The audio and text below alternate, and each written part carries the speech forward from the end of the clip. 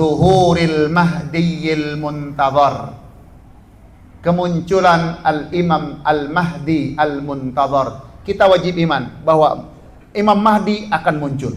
Wajib percaya, wajib iman. Tapi siapanya kita tidak tahu.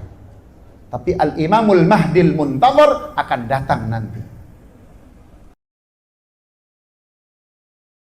Bismillah, alhamdulillah, wassalatu wassalamu ala rasulillah Sayyidina wa habibina wa syafi'ina wa maulana Muhammadin Ibni Abdillah wa ala alihi wa sahbihi wa man tabi'ahu wa wala, amma ba'd. Bapak-bapak, ibu-ibu, hadirin jamaah kuliah subuh yang insyaallah dimuliakan oleh Allah Subhanahu wa taala. Alhamdulillah wa syukru ala ni'amillah. Kita panjatkan puji dan syukur kita kepada Allah Subhanahu wa taala atas segala nikmat karunia yang Allah berikan kepada kita, sehingga di pagi hari ini kita bisa hadir berkumpul bersilaturahmi di tempat yang insya Allah penuh limpahan rahmat dan barakah. Semoga niat baik, amal baik kita semuanya dikabul, diterima oleh Allah Subhanahu wa taala. Amin amin ya rabbal hadirin jamaah rahimakumullah. Sekedar mengingatkan bahwa malam ini adalah malam 1 Rajab. Insyaallah malam ini adalah malam 1 Rajab, berarti sudah memasuki tahap persiapan kita untuk memasuki bulan suci Ramadan.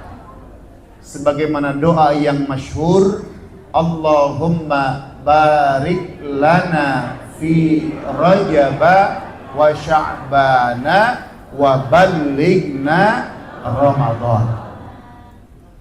Itu doa yang masyhur yang disampaikan oleh baginda Nabi kita Muhammad sallallahu alaihi wasallam dan para sahabat ketika menjelang memasuki bulan Rajab, mereka sudah mempersiapkan diri. Artinya persiapan Ramadan ini jauh-jauh hari. Dengan doa tadi menyatakan bahwa persiapan Ramadan itu bukan ngedadak, tapi 2 bulan sebelumnya, Rajab, Sya'ban.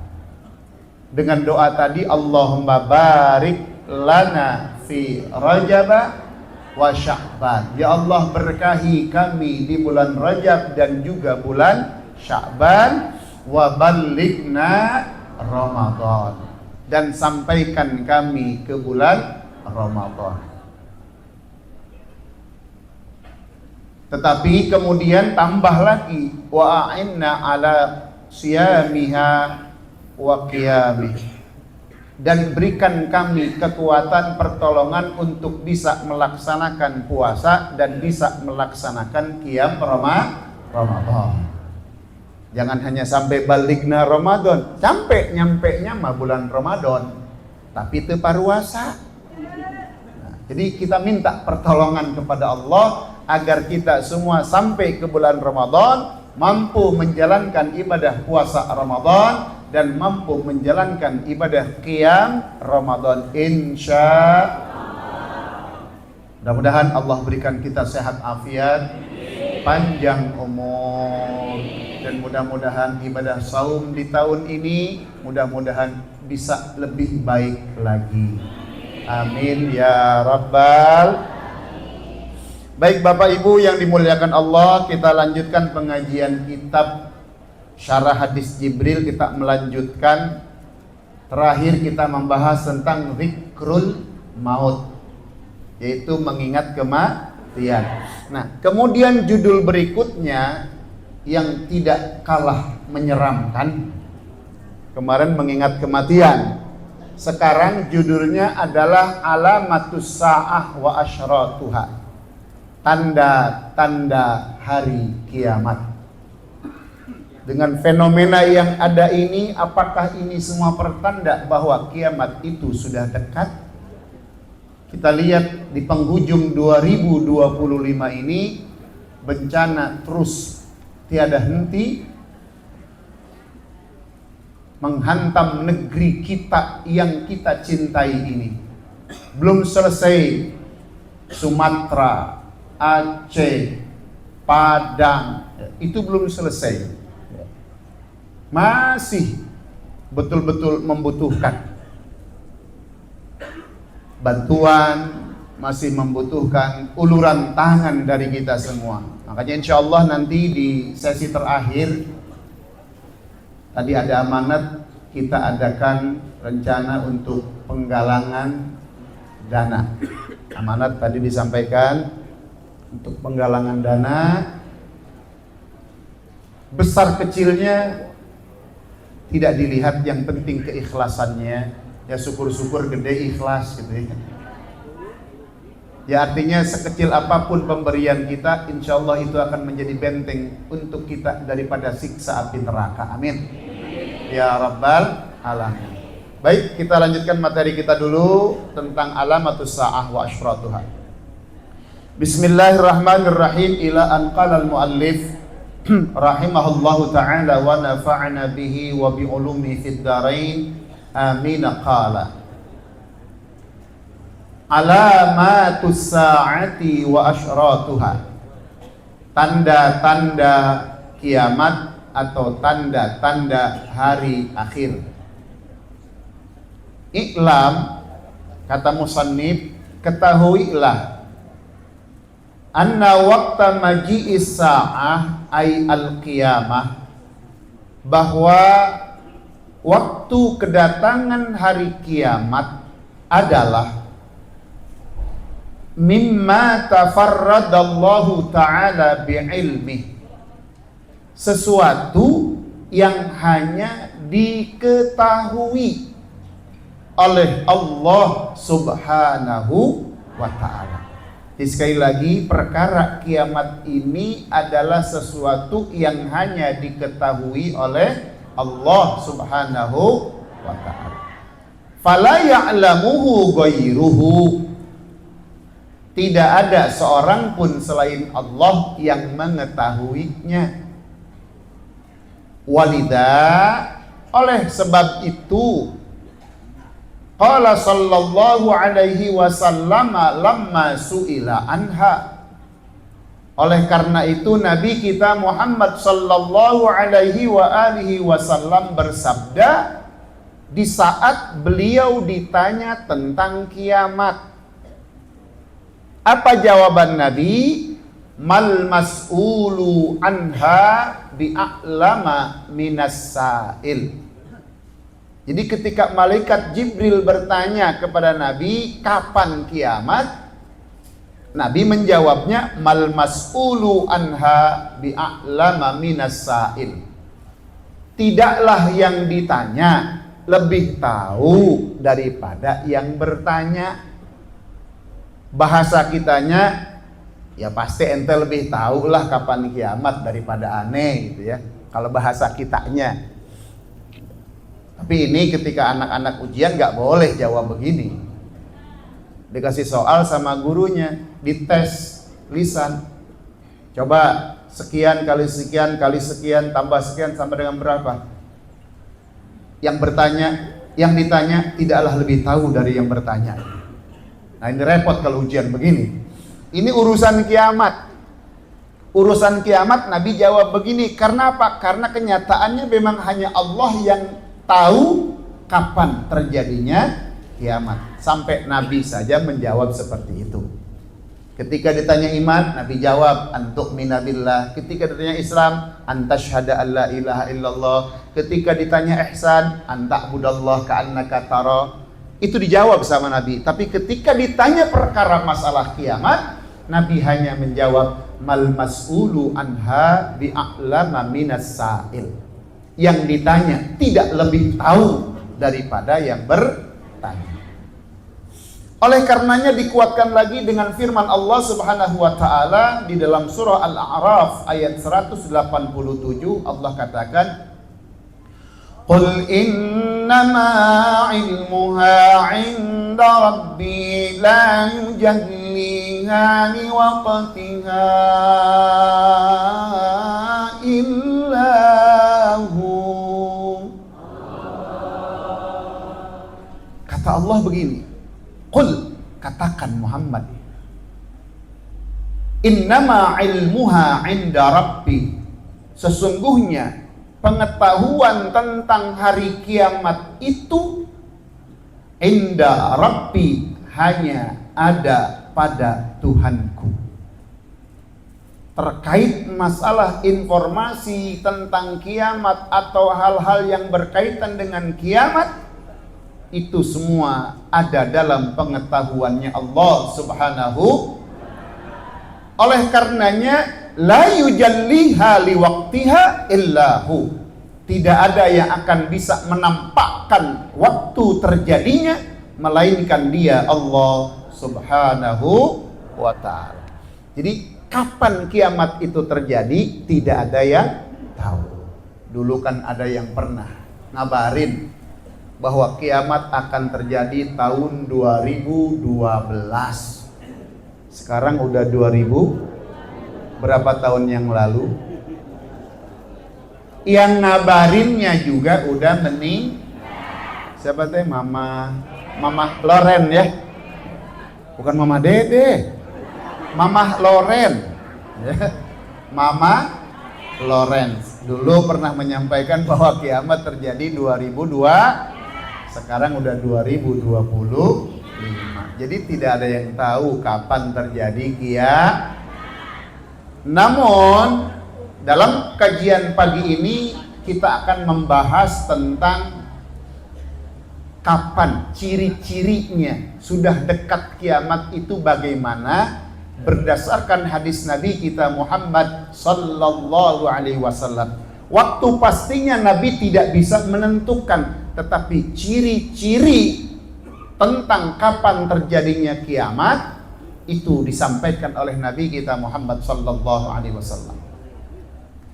Nah, di sini kata musannif, wa amma amaratuha wa asyratuha allati tadullu ala iqtirabiha fahiya katsiratun. Adapun indikasi dan tanda-tanda yang menunjukkan dekatnya waktu kiamat itu sangatlah banyak. Adapun indikasi, tanda-tanda yang menunjukkan dekatnya kiamat itu sangat banyak. Di antaranya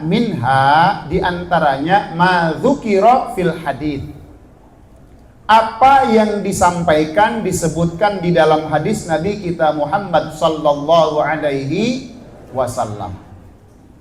Apa kata Nabi? Yang pertama, antalidal amatu rabbataha wa antaral hufatal uratal alata yatatawaluna fil bunyan.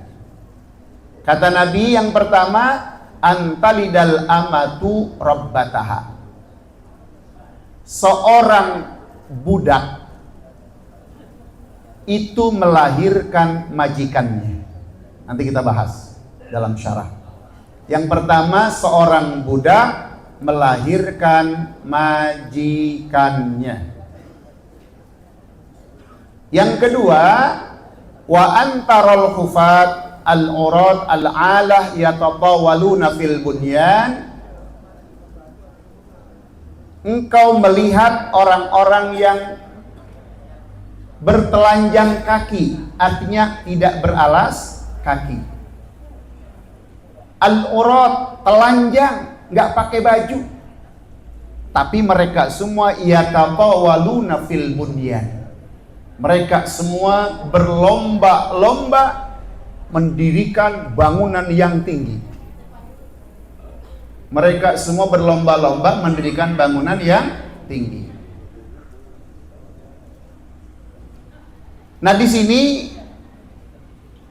menegaskan bahwa waktu kiamat adalah rahasia Allah. Namun ada banyak fenomena sosial yang akan terjadi sebagai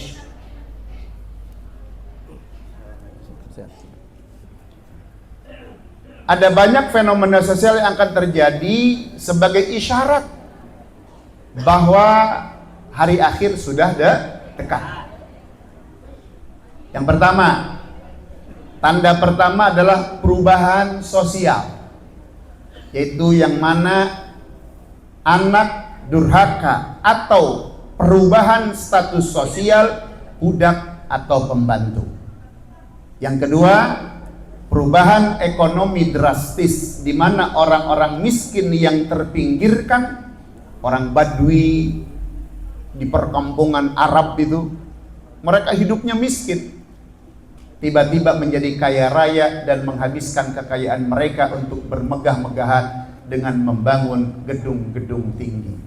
Kita tidak usah aneh, di Saudi Arabia dulu adalah biwadin ghairi dzi zar'in, itu lembah yang tidak ada tanamannya, gersang, semua penduduknya miskin. Tapi lihat sekarang, bangunan megah, tinggi-tinggi, luar biasa. Ini menandakan sudah semakin dekatnya kiamat. Yang dulu miskin, kita lihat di dalam syarah.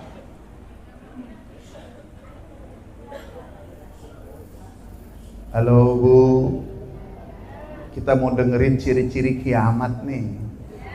Kiamat udah deket Bu. Yang belum nikah boro-boro. Nah di sini zakarul ulama, para ulama menyebutkan beberapa pandangan mengenai makna dari hadis tersebut. Yang pertama adalah antalidal amatu rabbataha. Nah di sini merupakan kiasan atau kinayah tentang banyaknya budak perempuan yang melahirkan,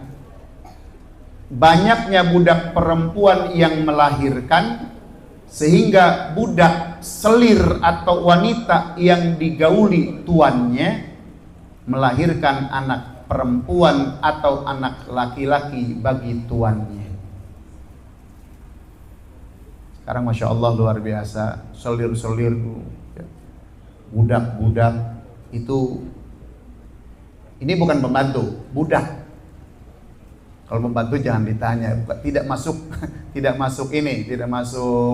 kalimat hadis ini. Al-amah di sini budak perempuan yang dibeli.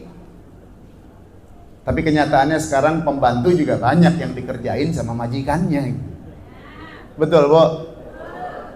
Di Saudi Arabia, di mana-mana TKW itu Masya Allah kasihan nasib mereka.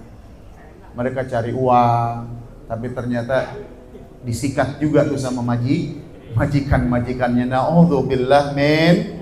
Ya kita doakanlah, mudah-mudahan saudara-saudara kita yang sedang berjuang di jauh sana, di Arab, Thailand, Singapura, di Malaysia, semoga Allah jaga, semoga Allah pelihara. Amin ya rabbal alamin. Maka anak tersebut menjadi tuannya, sama seperti ayahnya. Maka ketika si majikan hubungan dengan budak melahirkan anak, maka anaknya akan jadi tuannya. Ini artinya antalidal amatu rabbataha. Itu yang pertama, penafsiran pertama dari ulama. Penafsiran kedua, ini merupakan kiasan tentang banyaknya penjualan budak karena kerusakan zaman, sehingga anak perempuan membeli ibunya yang berstatus budak. Yang ketiga, ini yang paling jelas nampak terlihat di dalam kehidupan kita, yaitu durhaka kepada orang tua. Tentang banyaknya kedurhakaan anak kepada ayah dan ibu mereka, sampai-sampai anak perempuan menghukumi ibunya dengan hukuman seorang budak terhadap seorang nyonya terhadap budaknya dan lain sebagainya. Jadi kenyataan yang ada di negeri ini, jujur kita juga merasakan Kita dulu lagi kecil kita udah kayak majikan. Ibu kita udah kayak budak. Apapun disuruh, Bu, kerjain ini. Sampai ada anak berani bentak ibunya, marah sama ibunya hanya gara-gara pagi-pagi mau sekolah bajunya belum disetrika. Ini ciri-ciri kiamat sudah nampak dalam keluarga kita. Ciri-ciri kiamat sudah nampak dalam kehidupan kita. Berapa banyak anak yang durhaka kepada kedua orang tua. Ini yang paling kita lihat nampak. Kalau perbudakan kita lihat di kita sudah tidak ada perbudakan. Tapi kedurhakaan anak kepada orang tua banyak merajalela di mana-mana. Catat baik-baik, yang durhaka kepada orang tua, kata Nabi, la yadkhulul jannata qati'ur rahimin wa aqul liwalidayhi. Orang yang memutuskan silaturahim dan orang yang durhaka kepada orang tua tidak akan masuk ke dalam surganya Allah Subhanahu wa taala. Kita dengar kisah Alqamah. Alqamah ahli ibadah. Alqamah ahli sedekah. Ibadahnya Masya Allah terkenal, hebat, rajin. Tapi di akhir kehidupannya hampir-hampir saja mengakhiri hidupnya dengan su'ul khatimah. Karena tidak mendapatkan keridhaan dari orang tua. Dalam hal ini adalah ibundanya. Sampai Nabi mengatakan ridallah fi ridal walidain wa sukhtullah fi sukhtil walidain. Keridhaan Allah tergantung keridhaan orang tua, dan murkanya Allah tergantung murkanya orang tua. Jadi kalau orang tua ridho, insya Allah Allah pun akan ridho kepada kita.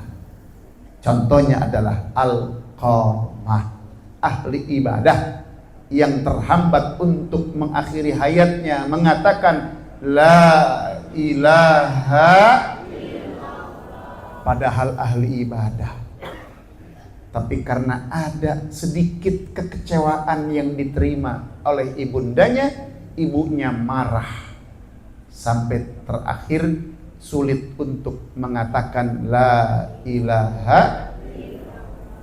Ada lagi kisah namanya Sayyidina Jurayj, juga sama ahli ibadah sampai beliau punya tempat khusus namanya Sauma'ah. Padahal Jurayj gak maksiat, gak kurang ngajar sama ibunya. Beliau hanya tidak menjawab panggilan ibunya di saat ibunya memanggil berkali-kali. Padahal Jurayj bukan sedang tidur, Jurayj bukan sedang main-main, Jurayj bukan sedang maksiat, tapi Jurayj sedang sholat sunnah. Sedang sholat sunnah. Dipanggil Jurayj, ibunya kesel. Ini kenapa sih anak dipanggil gak jauh-jauh, padahal tanggung, baru Allahu Akbar, baru takbir. Makanya menjadi satu ketetapan hukum, ketika kita sedang sholat sunat, bila dipanggil oleh ayah maupun ibu, tolong jawab panggilan ayah dan ibu. Berarti lebih afdol memenuhi panggilan ayah ibu dibandingkan sholat sunnah. Masya Allah. Nah sekarang lagi merajalela di mana-mana, anak-anak kurang ajar, durhaka sama orang tuanya. Enggak dibeliin motor, dibakar ibunya. Enggak dibeliin sesuatu, dibunuh bapaknya. Na'udzubillah min. Jadi ciri-ciri kiamat sudah ada. Kita jangan berleha-leha, kiamat sudah dekat. Kalau kata Nabi, ma'adat talaha, apa sih yang sudah kau persiapkan untuk menghadapi itu semua? Hadirin jamaah rahimakumullah, ini berdasarkan hadis Nabi, yaitu seorang budak melahirkan majikannya. Nah kemudian di sini ada kalimat wa antarul hufatal uratal alah yatatawaluna fil bunyan. Melihat orang yang tadinya tidak beralas kaki, al-urat, tidak pakai pakaian, al-ala, hidupnya papa, miskin. Tapi setelah itu drastis mereka menjadi pengusaha hebat, jadi orang-orang kaya. Yatatawaluna fil bunyan, saling bersaing untuk membangun gedung-gedung tinggi. Jeddah sekarang siap membangun gedung tinggi, Dubai sudah, Burj Khalifa, terus saling meninggikan. Dulu hanya Ka'bah, sekarang ada Zamzam Tower, terus ya ditinggi-tinggiin semua. Dulu tempat itu biwadin ghairi dzi zar'in, itu tempat lembah yang hidup mereka miskin, badui. Tapi sekarang drastis mereka kaya dan saling berlomba-lomba membuat gedung-gedung tinggi. Ini min asyratis sa'ah, ciri sudah dekatnya kiamat. Kemudian wa warada aidon, dan ada hadis yang mengatakan tentang min asyratis sa'ah as-sugra. Nah, ciri kiamat ada dua. Ada ciri kiamat kecil, ada ciri kiamat besar. Nah, kita bahas yang kecil dulu. Yang pertama, kasratul harji wal marji, ay al-ikhtilata wal qatla wa takhribal masajid wa tatridal itrah wa qatlahum wa idha'atas salah wal amanah wastihlal al kabair wa aqlar risha wattiba'al hawa wa ghaira dzalik. Ini ciri-ciri kiamat kecil. Ciri-cirinya kecil, artinya tanda-tanda yang kecil, tapi ini menunjukkan bahwa kiamat sudah dekat. Satu, kasratul harji wal marji, banyaknya haraj dan al-maraj. Apa itu? Yaitu banyaknya kekacauan. Kita lihat banyak sekali kekacauan di akhir-akhir ini. Ini berarti sudah menandakan ciri-ciri kiamat. Kemudian wal qatla, banyak pembunuhan. Di mana-mana banyak pembunuhan. Wa takhribal masajid, banyak pengrusakan masjid-masjid. Artinya apa? Masjidnya banyak, tapi isinya semua bobrok dari hidayah, bobrok dari petunjuk. Masjidnya bermegah-megah, kosong. Apalagi zaman sekarang, masya Allah, masjid sudah tidak seperti masjid. Nyanyi di masjid, main HP di masjid. nah itu ngomong HP di masjid. Cek Pak Kiai tak itu ngomong HP di masjid. Kalau saya lihat nyanyi di masjid itu masya Allah luar biasa. Nyanyi Indonesia Raya dengan berbagai versi di Masjid Istiqlal. Itu kan masjid meskipun bagaimanapun. Yang melakukan siapa? Ya ini mah prihatin aja lah, kiai, torekat. Tapi ya begitulah akhir zaman. Jadi memang masjid bukan lagi untuk membina umat, tapi masya Allah masjid dijadikan, apalagi masjidnya masjid diror. Masjid diror yang dijadikan sempat masjid perkumpulan untuk membuat rencana-rencana fitnah di alam dunia.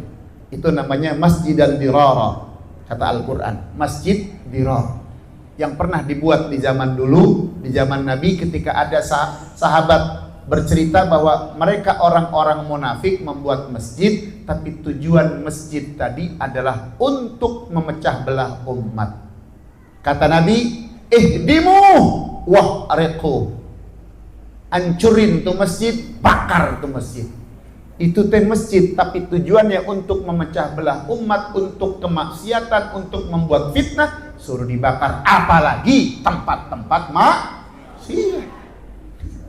Ini harus dipahami sama kita. Masjid aja kalau tujuannya untuk memecah belah umat, untuk membuat fitnah, kata Nabi, ihdimu wahriqu, hancurin, bakar tuh masjid. Apalagi tempat maksiat yang di situ perkumpulan untuk memecah belah, untuk membuat kekacauan. Jangan salahkan orang-orang yang tetap berjuang mempertahankan amar ma'ruf nahi munkar, karena memang tujuannya adalah untuk memberantas itu semua. Nggak perlu disalahkan. Yang disalahkan apa? Yang disalahkan adalah media-media yang hanya menyoroti ujungnya saja. Padahal proses proses awalnya sudah dilakukan. Pendekatan. Ya kayak di Bekasi sekarang kan lagi marak minuman keras. Udah dikasih tahu, udah dibilangin, masih ngeyel juga. Kalau dihancurin jangan ngambek. Kalau dihancurin tuh tempat-tempat maksiatnya jangan ngambek. Karena udah ada sosialisasi, sudah ada dialog dan lain sebagainya.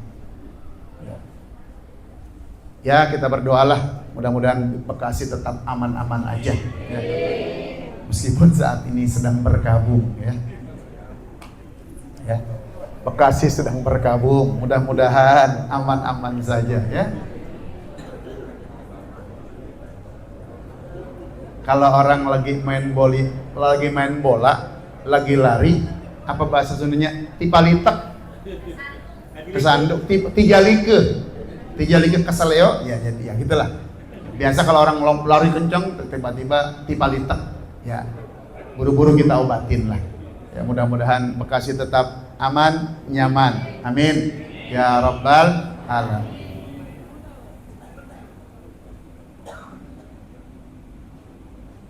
Yang kemudian diantara cirinya lagi adalah watakridal itrah.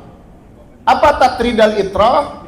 Yaitu mengusir, ya, terhadap al-itrah, membunuh terhadap itrah. Apa? Yaitu keturunan baginda Nabi kita Muhammad sallallahu alaihi wasallam. Dulu pernah terjadi di Karbala. Bagaimana Sayyidina Husain, dzurriyyahnya Rasulullah sallallahu alaihi wasallam, dibunuh. Dipenggal lehernya, ditusuk pakai tombak kepalanya, dibawa sama mereka semua sampai dimakamkan di Mesir. Jadi tubuh Sayyidina Husain dibagi dua. Yang satu di Karbala, yang satu di Mesir. Nah, orang-orang Syiah itu di Mesir, ketika mereka ziarah ke makam Sayyidina Husain, mereka itu tawaf di sana. Keliling, saya nggak paham gitu. Ini nggak ngapain mereka, tujuh balik mereka muter di sekitar makam Sayyidina Husain. Dalam satu riwayat informasi bahwa yang dimakamkan di Mesir adalah kepalanya Sayyidina Husain. Meskipun ada yang bilang itu kepala Sayyidina Husain ditendang-tendang, makanya sampai diharamkan main bola. Dulu kan ada yang bilang main bola haram, sama dengan nendang-nendang kepala Sayyidina Husain. Sayyidina Husain kepalanya tidak ditendang-tendang, dimasukkan ke tombak, dibawa, diarak, tidak ditendang-tendang.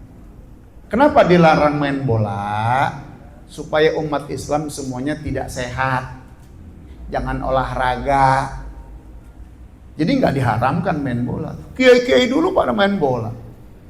Ki Nur Ali main bola, Kiai Haji Abdullah bin Nuh main bola. Ada pemain bola dulu. Ya namanya masih anak-anak, masih muda, main bola, nggak ada masalah. Tidak diharamkan. Jadi ada orang yang bilang haram tuh main bola karena nendang-nendang kepala Sayyidina Husain. Enggak. Sayyidina Husain tidak ditendang-tendang, tapi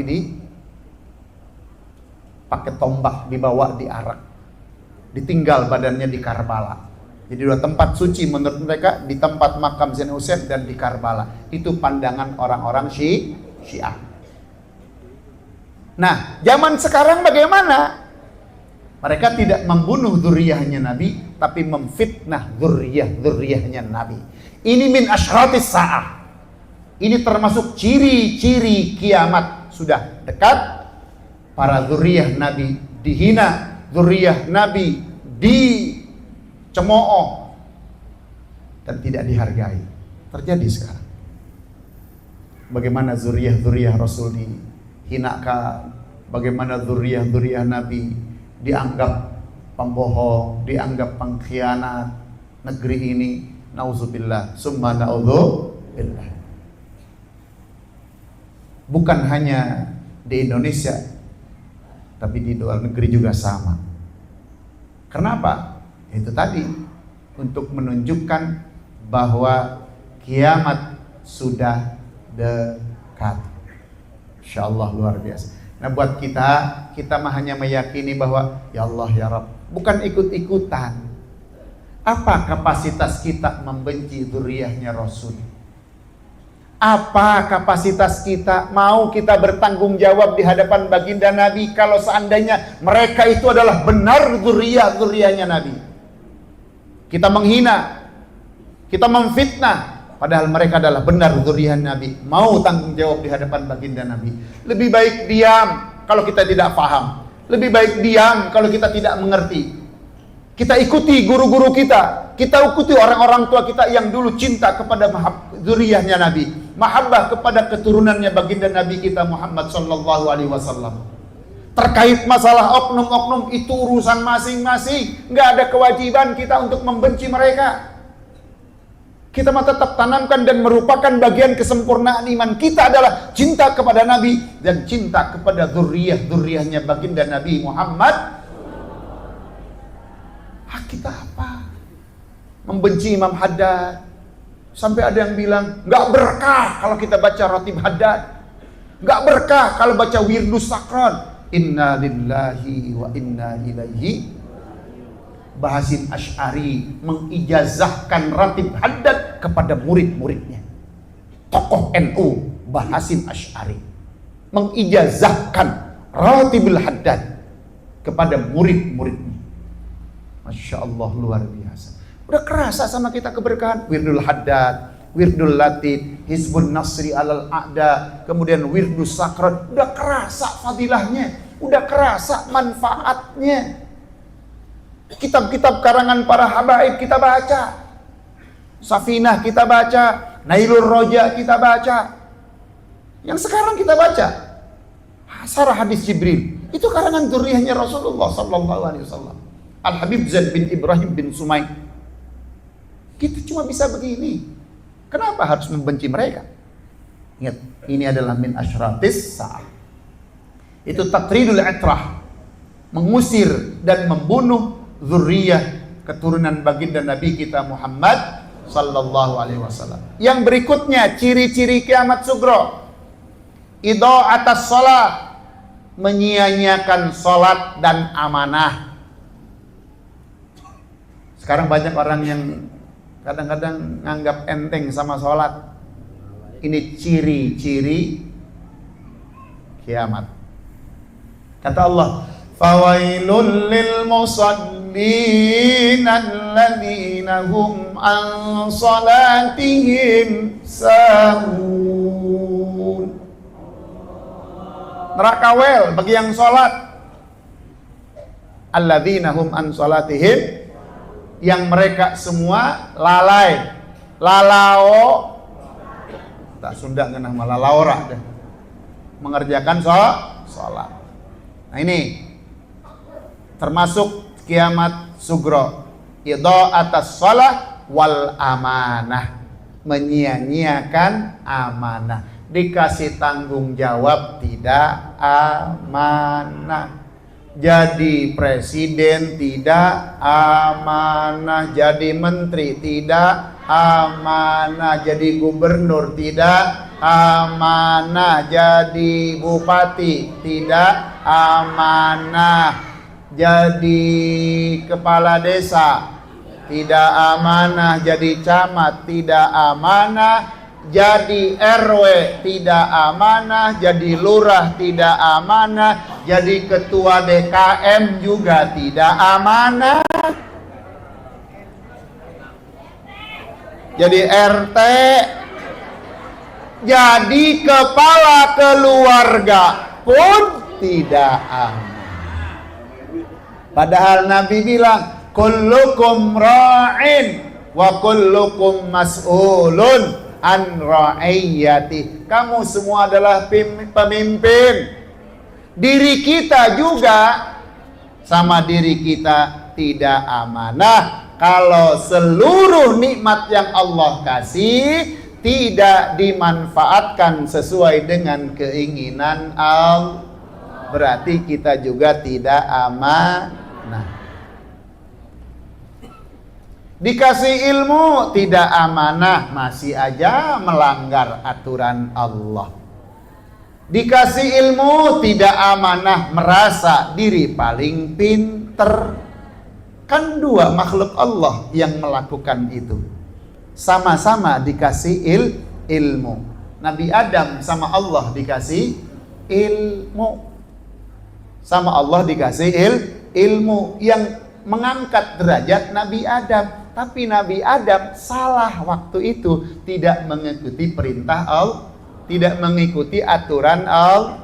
Disuruh jangan deketin pohon, malah dimakan buahnya. Akhirnya diturunin ke dunia dari surga.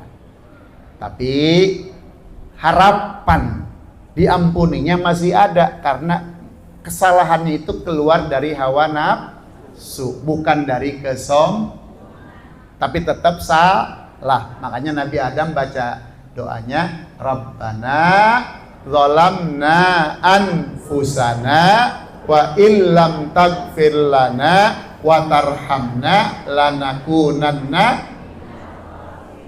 Satu lagi makhluk Allah yang dikasih ilmu, siapa? Iblis. Iblis pinter. Iblis tuh ilmunya luar biasa, ibadahnya ribuan tahun, tinggalnya juga di surga. Cuma satu, dia tidak bisa menjaga amanah ilmunya karena merasa diri lebih baik. Makanya kan iblis itu tidak hanya di luar diri kita, tapi iblis juga menetap di dalam diri kita, yaitu kata-kata aku. Itu sifat iblis.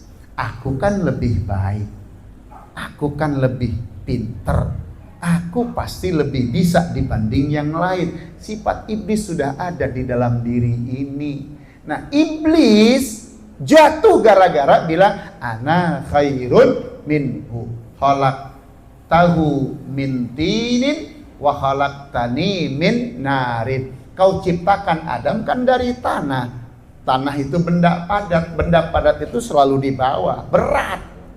Sedangkan kau ciptakan aku dari api. Api mah terus naik tinggi. Merasa paling pinter, merasa paling hebat, tidak mengikuti perintah Allah. Karena kesombongan sulit untuk diampunkan oleh Allah Subhanahu wa ta'ala. Makanya dosa ketika muncul dari kesombongan sulit dimaafkan oleh Allah. Kalau dosa hanya karena dari hawa nafsu kita, masih ada diharapkan ampunannya oleh Allah Subhanahu wa ta'ala. Jadi Allah masih bisa memberikan ampunan kepada kita seperti yang terjadi pada Nabi Adam alaihis. Sama-sama dikasih ilmu. Cuma itu tadi, tidak menjaga amanah. Nah, kita juga sama, dikasih ilmu tak amanah, dikasih jabatan tidak amanah, ya sudah. Terus yang berikutnya, wastihlal al-kabair, menganggap halal dosa-dosa besar. Jadi dosa besar itu dianggap wajar. Nah, kita kadang-kadang bahasa kita, ya udah biasa di kampung kita mah yang namanya mabok mah. Di kampung kita mah udah biasa yang namanya zina mah, astagfirullahaladzim. Ingat, ini termasuk ciri-ciri kiamat sugro. Ya, kiamat sugro cirinya adalah, diantaranya adalah menganggap halal dosa-dosa besar. Nah, yang berikutnya wa aklar risya, merajalela, praktek sogok menyogok, rishwah. Itu ternyata ciri kiamat. Sogok menyogok. Ustaz Asep makan kualak tuh kalau udah masalah rishwah. Bapak ada hadisnya, ar-rashi wal murtashi, di mana finnar, yang nyogok dan disogok tempatnya di dalam api neraka. Nggak disebut dosa besar, nggak disebut dosa besar, tapi langsung tempatnya. Kalau masih dibilang dosa, masih bisa dimaafkan. Tapi ini tempatnya, finnar, langsung disebutkan tempatnya. Orang yang nyogok dan disogok tempatnya di dalam api neraka. Makanya segala apapun yang dilakukan dengan cara-cara yang tidak baik, maka hasilnya pun akan tidak baik. Jadi RT curang, ya mal bener RT na oke. Jadi lurah curang, mal bener lurah na oke. Jadi nondoi DKM curang, mal bener jadi DKM na oke. Eta duit masjid leungit beak. Tuh duing ka mana ta duitna? Astagfirullahaladzim. Bangunan teu jelas. Duit padahal eta nu nyumbang tiap Jumat loba, tapi duitna ka mana coba eta duit. Makana eta jadi DKM ge jadi rebutan. Harayam jadi DKM komo menjelang Idul Adha. Eta mus rame. Menjelang Idul Fitri, rame. Harayam jadi panitia. Ini ternyata min asyratis saah wa aqlar risya. Kemudian wattiba al-hawa, mengikuti hawa nafsu dan lain-lainnya. Ini adalah ciri-ciri kiamat sugro. Nah, sekarang baru kiamat kubro nih. Kiamat yang nanti, huru-hara yang terjadi, ciri-ciri yang sudah mendekatinya apa? Wa amma amaratus sa'ah al-kubro al-qaribah. Ciri-ciri kiamat kubro yang sudah dekat itu, yang mana kewajiban kita yajibul iman, wajib kita iman dengan ciri-ciri itu. Fi akhir zaman, di akhir zaman kelak, siapa ciri-cirinya apa? Satu, ka zuhuril mahdiyil muntazar, kemunculan al-imam al-mahdi al-muntazar. Kita wajib iman bahwa Imam Mahdi akan muncul. Wajib percaya, wajib iman. Tapi siapanya kita tidak tahu. Tapi Al-Imamul Mahdil Muntazar akan datang nanti. Yang pertama.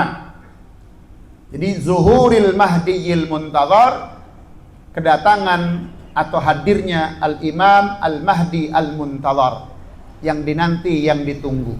Banyak riwayat-riwayat hadis menjelaskan tentang datangnya Al-Imam Al-Mahdil Muntazar. Siapa beliau? Wallahu a'lam. Kita tidak tahu. Seorang pemimpin, kalau bahasa kita mah pemimpin itu, yang Imam Mahdi itu adalah pemimpin yang saciduh metu saucap nyata, yang memiliki kalamul haq. Kata dia merah, merah semua. Hitam, hitam semua. Sekarang belum kelihatan pemimpin itu. Siapa? Ya belum, karena memang ciri kiamat kubronya belum datang. Tapi kiamat sugronya sudah banyak. Intinya adalah bahwa kiamat itu sudah dekat. Imam Mahdil Muntazar. Dua, ciri kedua adalah khurujid Dajjal, yaitu keluarnya Dajjal. Nah, Dajjal ini dalam perspektif Islam, ya. Nah, di sini disampaikan dalam perspektif Islam, Dajjal itu siapa? Dajjal adalah sosok yang dianggap sebagai fitnah atau ujian terbesar bagi umat manusia menjelang hari kiamat. Secara bahasa, Dajjal berasal dari kata dajjala, yang berarti menutupi kebenaran dengan kebohongan. Jadi siapapun yang menutup-nutupi kebenaran dengan kebohongan atau alias menipu, maka sifat-sifat Dajjal sudah ada pada dirinya. Tapi sekarang juga Dajjal loba dada jeung bujal, merajalela di mana-mana. Nah, di sini ada karakteristik fisiknya. Rasulullah memberikan ciri-ciri fisik yang sangat spesifik agar umatnya dapat mengenali Dajjal dan tidak tertipu. Cirinya Dajjal: 1, ia buta sebelah matanya. Dalam beberapa hadis disebutkan mata kanannya buta dan tampak seperti buah anggur yang menonjol. Buta sebelah tapi nonjol, tapi buta. Yang kedua, tanda di dahi. Di antara kedua matanya tertulis huruf Arab kafaro, kafir, yang bisa dibaca oleh setiap muslim, baik yang buta maupun yang tidak. Kan dulu pernah ada ya sinetron yang ada tulisannya kafir itu, ya, Dajjal. Kemudian memiliki rambut yang sangat keriting, kaku, bertubuh pendek namun gempal, dan langkah kakinya lebar, jarak antara kedua betisnya berjauhan. Dajjal, ciri fisik. Keturunannya, ia adalah seorang manusia dari keturunan Adam namun tidak bisa memiliki keturunan, alias mandul. Fitnah dan kemampuan luar biasa. Dajjal akan muncul di saat dunia sedang mengalami krisis besar dan kekeringan. Ia diberikan kemampuan luar biasa oleh Allah sebagai ujian bagi manusia. Kerjaannya apa? Membawa surga dan neraka. Ia membawa sesuatu yang tampak seperti surga padahal neraka. Lihat. Jadi ciri-cirinya sudah nampak nih. Membawa sesuatu yang tampak seperti surga padahal neraka. Dan sesuatu yang tampak seperti neraka padahal itu adalah air surga. Mengendalikan alam, ia bisa memerintahkan langit untuk menurunkan hujan dan bumi. Wah, aya panjelema nu bisa ngatur-ngatur hujan. Ulah. Sampai malaikat diuber lamun nurunkeun hujan sia ku aing. Pan aya nu ngomong gitunya. Ya. Katanya kiai, tapi dijadiin apa kemarin teh saya lupa. Sadrusdi, siapa Sadrusdi tadi anak siapa? Yang dijadiin pokoknya tokoh yang luar biasa deh tentang pendidikan agama gitu. Luar biasa. Ini fitnah zaman sudah mulai dekat nih. Ya. Kemudian ia dapat berpindah dari satu tempat ke tempat lain dengan sangat cepat seperti awan yang ditiup angin. Pokoknya itu lincah. Itu ciri-ciri Dajjal. Oke. Itu pasti akan keluar menjelang kiamat. Kemudian ciri berikutnya adalah wa nuzuli Isa bin Maryam alaihi salam. Turunnya Nabi Isa alaihi salam itu ciri sudah dekatnya. Kalau Nabi Isa sudah turun, berarti kiamat sudah dekat. Betul-betul dekat. Tidak lama lagi akan terjadi kiamat. Nabi Isa sampai sekarang masih hidup. Beliau diangkat ke langit oleh Allah di usia 33 tahun. Tapi bukan berarti umurnya sekarang ribuan tahun. Allah Maha Kuasa. Tetap seperti dulu. Nabi Isa masih hidup. Nabi Isa tidak disalib. Yang disalib adalah Yudas Iskariot. Menurut pemahaman orang-orang Katolik, saya pernah ketemu dengan orang Katolik, dia bilang Yudas itu adalah pengkhianat. Menurut versi Katolik. Tapi saya pernah dulu lihat video ada seorang ulama besar, lupa saya dari Libanon. Dia menyampaikan terkait hadis Imam Tirmidzi, siapa sebenarnya Yudas Iskariot itu. Tapi setelah saya cari-cari videonya sudah tidak ada. Sudah dihapus kayaknya. Karena merugikan. Dia sampaikan hadis Imam Tirmidzi bahwa Yudas itu adalah seorang santri Nabi Isa. Jadi ketika Nabi Isa mendapatkan wahyu dari Allah, bilang sama murid-muridnya ngumpul begini, murid-muridku, aku dapat amanah dari Allah, aku akan diangkat ke langit. Untuk mengelabui mereka, Allah akan serupakan di antara kalian wajahnya dengan aku. Ada yang siap berkorban? Itu Yudas angkat tangan, ana ya Nabi Allah, ana ya Rasulullah. Nabi Isa nanya lagi, siapa lagi? Siapa? Coba yang mau. Saya lagi. Sampai 3 kali. Setelah 3 kali kata Nabi Isa, memang Allah sudah pilih engkau untuk menggantikan aku. Nanti kita bertemu di surga kelak. Jadi Yudas itu bukan pengkhianat, tapi santri yang setia. Sama seperti Nabi Muhammad bersama Sayyidina Ali karramallahu wajhah. Ketika Nabi mau hijrah, siapa yang menggantikan? Bukan Abu Bakar, tapi Ali yang menawarkan diri. Aku yang menempati tempat tidurmu, wahai Rasulullah. Bagaimana urusan aku? Ternyata Nabi Muhammad keluar, wa ja'alna min baini aydihim sadda wa min khalfihim saddan faghshaynahum fahum la yubsirun. Lewat, enggak ada yang ganggu. Sayyidina Ali tetap tidur di tempatnya Rasulullah, dan mereka menganggap yang tidur adalah Nabi. Sayyidina Ali siap berkorban demi Nabi. Begitupun Yudas Iskariot. Wallahu a'lam.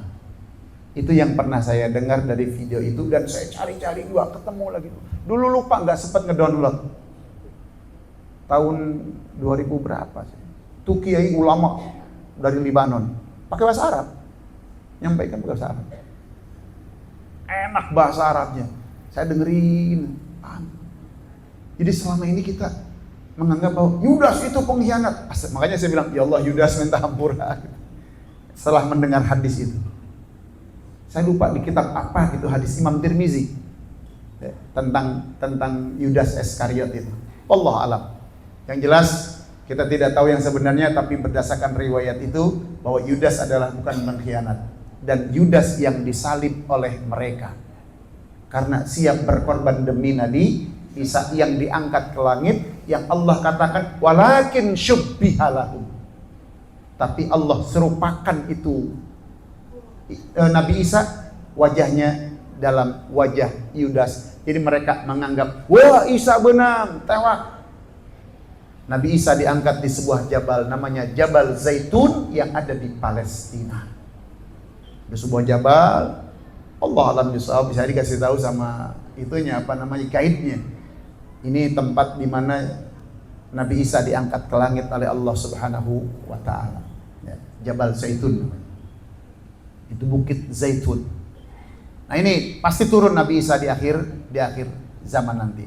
Yang berikutnya adalah khuruj Ya'juj wa Ma'juj, yaitu munculnya Ya'juj dan Ma'juj. Bahasa merekanya adalah Gog and Magog. Bahasa Arabnya Ya'juj dan Ma'juj, Gog Magog. Nah, di sini kisah Ya'juj ini karakteristik suatu kaum. Berdasarkan keterangan dalam Al-Quran dan hadis, Ya'juj dan Ma'juj digambarkan sebagai satu, keturunan Adam. Mereka adalah manusia biasa, bukan makhluk gaib atau monster, namun memiliki jumlah yang sangat besar. Sifatnya perusak. Mereka memiliki watak kasar, rakus, senang membuat kekacauan. Itu sifat-sifat Ya'juj dan Ma'juj. Populasi yang luar biasa digambarkan bahwa jika mereka turun dari tempat persembunyiannya, jumlah mereka akan terlihat seperti air bah yang mengalir dari tempat yang tinggi. Banyak pengikutnya. Nah, dikisahkan dalam Al-Quran surah Al-Kahfi 94-97, kisah Zulkarnain. Itu nanti tinggal dilihat tafsirnya dalam surah Al-Kahfi ayat 94 dan 97 sampai 97. Nah, ini merupakan tanda-tanda hari kiamat, yaitu tanda besar kiamat kubra, yaitu yang pertama keluarnya. Mereka akan keluar setelah Nabi Isa berhasil mengalahkan Dajjal. Dajjal dikalahkan dulu sama Nabi Isa, baru Gog and Magog. Mereka akan meminum habis air danau Galilea dan mengepung Nabi Isa berserta kaum mukmin di Bukit Tur Sina. Allah akan membinasakan mereka dengan mengirimkan ulat yang menyerang leher mereka sehingga mereka mati secara serentak. Jadi mereka akan hancur semua. Jadi Nabi Isa tetap hidup.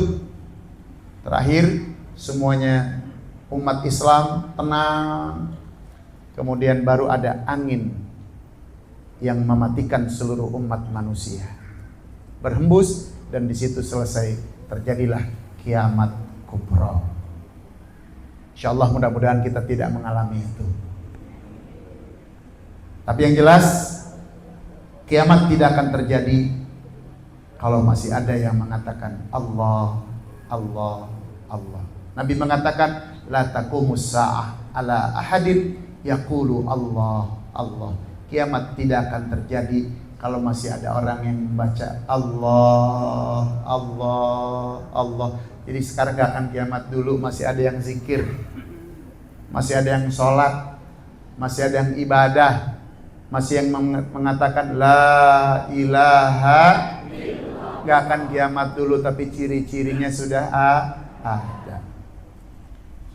Hurujid dabbah, kemudian tulu'is syamsi min maghribiha, keluar binatang, ya, yang itu yang ciri-cirinya nanti keluar binatang. Kemudian di antara kedua mata orang mukmin tertulis mukmin, dan di wajah orang kafir tertulis kafir dan wajahnya menghitam. Kemudian muncul matahari dari barat. Nah, disitulah pintu taubat dibuka. Sebagaimana la yanfa'u nafsan imanuha lam takun amanat min qablu aw kasabat fi imaniha khaira. Kemudian kharabil Ka'bah, hancur Ka'bah ala yadil Habasyah, di tangan orang-orang Ethiopia. Itu termasuk ciri kiamat setelah wafatnya Nabi Isa alaihis salam.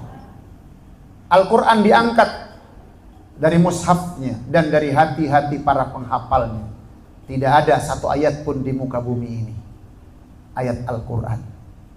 Nah, kemudian muncul angin yang mencabut nyawa seluruh orang mukmin, sehingga tidak tersisa orang yang baik kecuali hanya orang-orang yang jahat, orang-orang yang siap-siap menghadapi kiamat kubra. Jadi orang beriman tidak akan merasakan kiamat.